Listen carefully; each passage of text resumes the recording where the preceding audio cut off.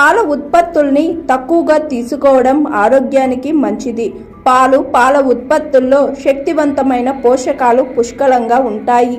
కానీ ఎక్కువగా తీసుకుంటే సంతృప్త కొవ్వులు ఎక్కువగా ఉంటుంది. కొలెస్ట్రాల్ సమస్యలు ఉన్నవారు పాల ఉత్పత్తుల్ని పరిమాణాన్ని తగ్గించడం మంచిది. ఎంత తీసుకోవడం మంచిది అంటే ఓ వ్యక్తి వారి ఆరోగ్య పరిస్థితులు, వయసు, శారీరక స్థితి, వర్కౌట్ను బట్టి తీసుకోవాల్సిన పాల పరిణామం మారవచ్చు. దీనికోసం మీరు పోషకాహార నిపుణుని, డాక్టర్ని సంప్రదించడం మంచిది. పాల బదులు ఎక్కువగా పాల ఉత్పత్తుల్ని తీసుకోవద్దనే వారికి అదే పోషక విలువలున్న కొన్ని ఫుడ్స్ తీసుకోవచ్చు.